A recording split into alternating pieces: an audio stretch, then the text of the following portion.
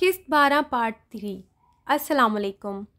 दो वजूद का इजाफ़ा वो महसूस कर चुका था, लिहाजा मुश्तरका सलाम करता वो इज़ा के साथ वाली कुर्सी खींचकर बैठ गया। वालेकुम अस्सलाम, कैसे हो असीद? बाकी सब ने ज़ेर लब जवाब दिया, जबकि नबीहा बावत बुलंद कहती खुश दिली से उसकी खैरियत पूछने लगी। अल्लाह का करम है। वो पानी का गिलास लबों से लगाता धीमे अंदाज में बोला। उसने एक नज़र मायर को देखा था। दोनों की निगाहों का तसादुम हुआ। दोनों निगाह फेर गए। बिरयानी दूं या चपाती लेंगे? इज़ा हल्की आवाज़ में असीद से पूछने लगी। जिसने डिश की जानिब इशारा किया तो उसके लिए चावल निकालने लगी।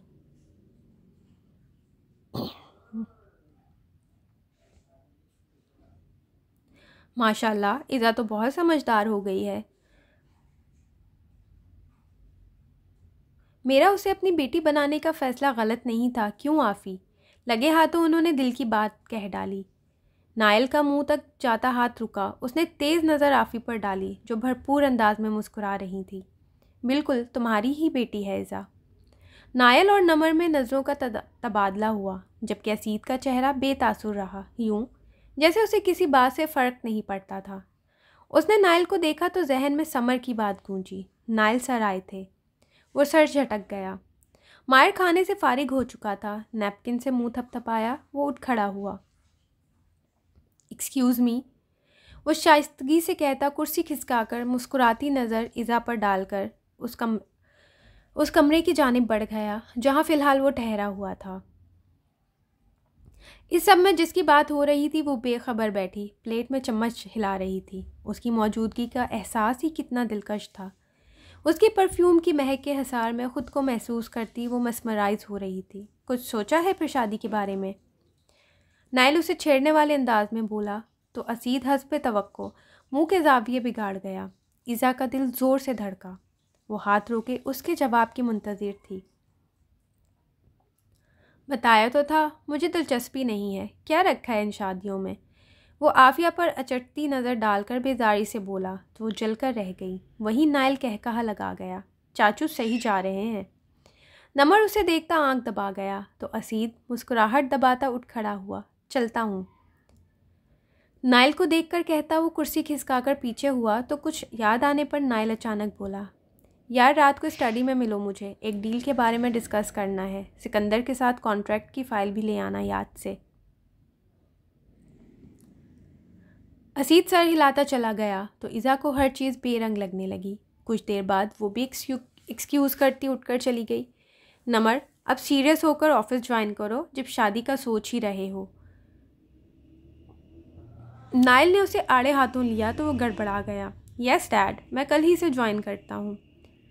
वो दोनों इशारों में गुफ्तगू करने लगे। वहीं नबीहा से गपशप करती आफिया बार बार तीखी नज़रों से बाप बेटे को देख रही थी, जो जाने कौन सी खिचड़ी पका रहे थे।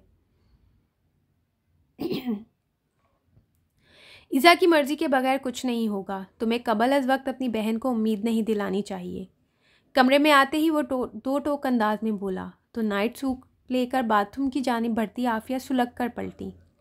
इज़ा की मर्ज़ी हो या ना हो, उसकी शादी मायर ही से होगी। सुना आपने? इस बार मैं किसी की बात नहीं मानूंगी। नाइल ने मुट्ठियाँ भींचते खुद पर जब्त किया। तुम मुझे नहीं बता सकती मुझे क्या करना है और क्या नहीं। अभी मेरी बेटी बहुत छोटी है। उसके सामने दोबारा ऐसी बात मत करना, वरना मुझसे कोई अच्छी उम्मीद ना रखना। वो झुककर साइड टेबल से फ़ाइल, फ़ोन और पेन पकड़ता वो तेज़ नज़र आफिया पर डालता स्टडी की जानिब बढ़ा। अंदर जाते ही उसने ज़ोर से दरवाज़ा बंद किया। ठा की आवाज़ पर आफिया ने कानों में उंगलियां डालते तब कर दरवाजे की तरफ देखा। Cool down आफी, just cool down. सब वैसा ही होगा जैसा तुम चाहती हो, बस थोड़ा सब्र।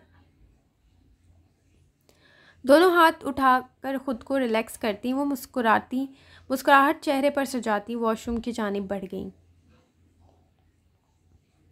कराची की एक बुलंदोबाला बिल्डिंग के 10वें माले पर वाक़ई फ्लैट में झांको तो छोटे से लाउंज में ज़मीन पर जगह जगह कार्टन पड़े थे, जिनके खुले दहाने से कागजात, नीली हरी फाइलें, कपड़ों, जूतों का ढेर और दीगर ज़रूरत का सामान नज़र आ रहा था। लाउंज की हालत कुछ बेहतर नहीं थी। सोफ़ों पर बिछे सफ़ेद कवर गर्द आलूद थे, जबकि सफ़ेद पर्दे भी गर्द के असर से सुरमई नज़र आने लगे थे।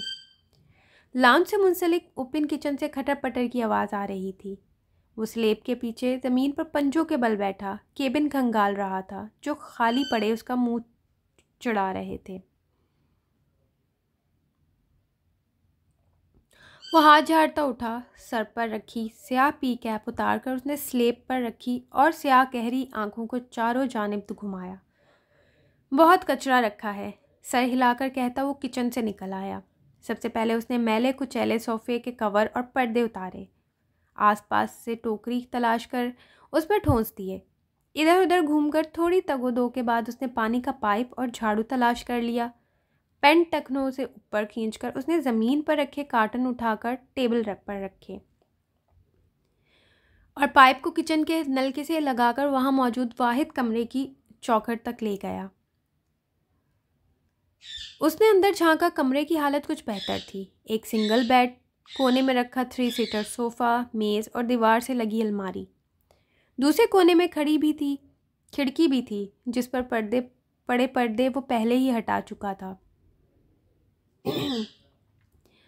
वो पाइप अंदर ले आया और फर्श को फुर्ती से साफ करता गया। चंद मिनट बाद वो लाउंज भी साफ कर चुका था। आर्मी में जाने के बाद यूं भी उसे हर काम खुद करने की आदत हो चुकी थी। वो आज ही इस फ्लैट में शिफ्ट हुआ था। कराची आने का मकसद एक नया मिशन था। उसके साथ भी शनाख्त बदले आसपास के फ्लैट्स में मौजूद थे। वो फर्श सुखाने के बाद कमर पर हाथ रखे चारों ओर तनकीदी निगाहों से देखने लगा। हाँ, अब हालत कुछ बेहतर नज़र आ रही थी। वो झाड़न लेकर वहाँ मौजूद इक्का दुक्का चीज़ों को साफ करके चेंज करने चला गया। कुछ देर बाद वो black trouser white T shirt में फ्रेश सा वॉशरूम से बाहर निकला। लाउंज में आता वो खाकी बड़े बड़े कार्टन एक एक करके कमरे में ले आया। सारा सामान अलमारी में सेट करके वो 2 कदम पीछे लेता, तफसीली नज़र डालकर कारपेट डालकर पट बंद करता, बेड तक आता, ढीले अंदाज में ऊंधा गिर गया। उसकी आंखें बंद हो रही थी। थकावट से बदन चूर था। रफ्ता रफ्ता वो नींद की वादियों में उतर रहा था जब फ़ोन की रिंग बजने पर उसने एकदम आंखों को खोली। सियाह आंखों में लाल डोरे नुमाया थे। वो सीधा होता साइड टेबल से मोबाइल पकड़ता चित लेट गया। उसके पैर ठंडे फर्श को छू रहे थे। साले ने जो ही मोबाइल सामने किया, मिशी कॉलिंग देखकर उसके लब मुस्कुराहट में ढले। आप पर सलामती हो जाने यूसुफ, भारी बोझल आवाज़ में कहता वो निचला लब दांत तले दबा गया। वो तसव्वुर की आंख से देख सकता था उसके तर्ज तखातुब पर वो शर्मगी अंदाज में मुस्कुराई होगी, मगर इस तसव्वुर की आंख तो तब फूटी जब मिशी ने गुस्से से सलाम का जवाब दिया। अल्लाह की पनाह, सब खैर है, आप किस बात पर गुस्सा हैं? पहले 3 लफ्ज़ ज़ेरे लब कहता वो नरमी से बोला, मगर ये नर्म अंदाज हो तासुरात भी उसकी अगली बात पर उड़े। क्या कोई लड़की आई थी, मेरा पूछ रही थी? वो सटपटाता उठ बैठा। दूसरी जानिब वो गुस्से से बोलती जा रही थी। वो मिस्कीनी शक्ल बनाता सर पकड़ कर बैठ गया। मिशी, इस उम्र में मैं क्या लड़कियों से दोस्तियाँ करता अच्छा लगूंगा? मेरा मतलब है, मुझे क्या पता वो क्यों आई थी? वो झुलाता उसे सफाइयाँ देने लगा जो सख्त नाराज़ लग रही थी। जानम, अच्छा सुने तो, हाँ अब मुझे सुने।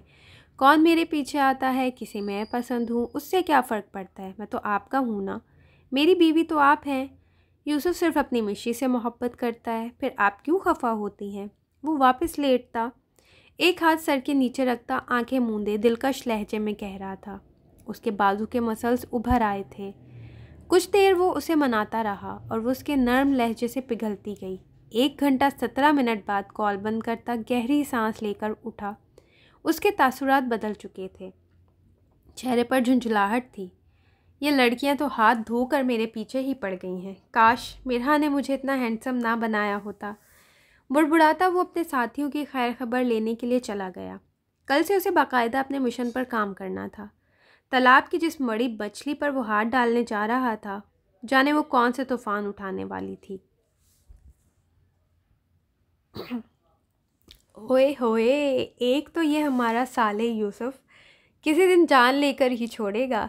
तो जनाब जी, कैसी लगी आपको आज की एपिसोड? अपने आप लोगों ने कमेंट हमें ज़रूर करने, अपनी राय का इजहार ज़रूर किया करें कमेंट सेक्शन में। और सबसे बड़ी बात, स्टोरी में आया है न्यू ट्विस्ट, मायर द बीर। के नाम से भाई। अब देखते हैं कि ये कौन सा तूफ़ान लाता है और करवट किस ऊंट बैठता है, और इज़ा और रसीद की स्टोरी का क्या बनना है, ये भी तो आप जानने के लिए बड़े क्यूरियस हुए हैं ना।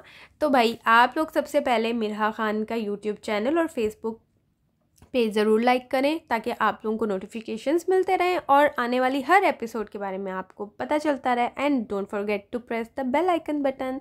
चलिए जी, मिलते हैं नेक्स्ट एपिसोड। तक के लिए मुझे भी इजाज़त दीजिए और अपना बहुत सारा ख्याल रखिएगा। मुझे भी दुआओं में याद रखिएगा। फ़ी अमान अल्लाह, अल्लाह हाफ़िज़।